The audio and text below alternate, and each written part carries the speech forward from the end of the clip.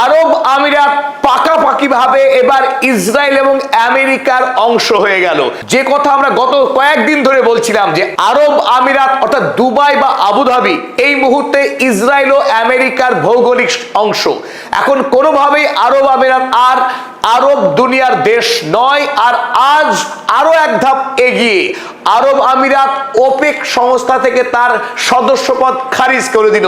1 মে থেকে আরব আমিরাত আর ওপেকের অংশ নয়।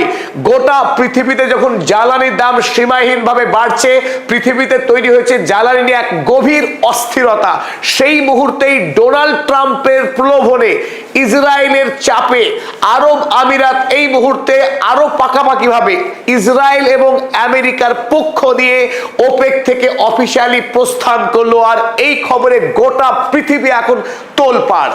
ওপেক অর্থাৎ organization of petroleum exporting countries, আরব দেশগুলি মূলত এবং তার সঙ্গে ভেনেজুয়েলা নিয়ে 1960 সালের 14 সেপ্টেম্বর তৈরি হয়েছিল এই প্রতিষ্ঠান।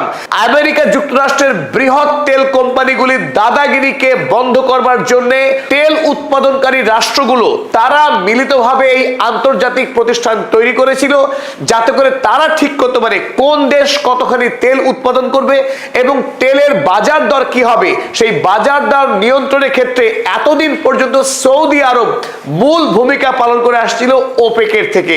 তেল উৎপাদনের নিরিখে ওপেকের সদস্য হিসেবে আরব আমিরাত ছিল তৃতীয় বৃহত্তম দেশ।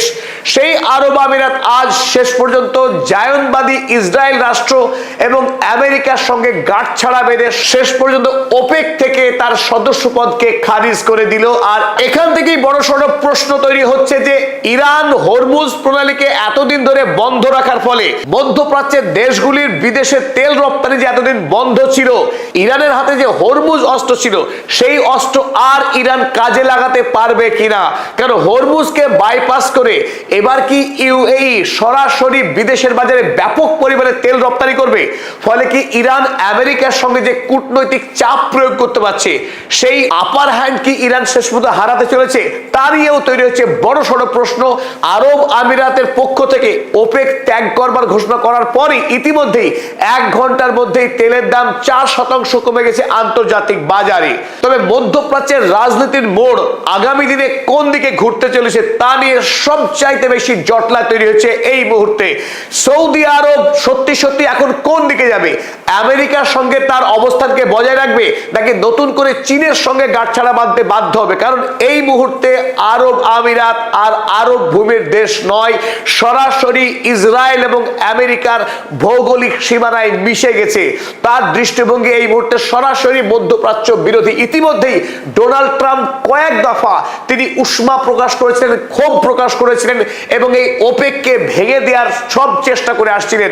এই মুহূর্তে ডোনাল্ড ট্রাম্প তিনি ডিগবাজি মারছেন, কারণ তিনি জয়ী হয়েছেন। শেষ পর্যন্ত আরব আমিরাতকে তার দলে নিয়ে আসতে সক্ষম হয়েছেন এবং ওপেককে দুর্বল করতে পেরেছেন অন্তত সাময়িকভাবে। সৌদি আরব এতদিন ধরে ওপেকের সর্বোচ্চ নেতা হিসেবে দায়িত্ব পালন করে আসছিলেন, কারণ সারা পৃথিবীতে সৌদি আরব সর্বোচ্চ তেল রপ্তানিকারক দেশ। স্বাভাবিকভাবেই ওপেকে সৌদি আরবের নিয়ন্ত্রণ ছিল সর্বাধিক।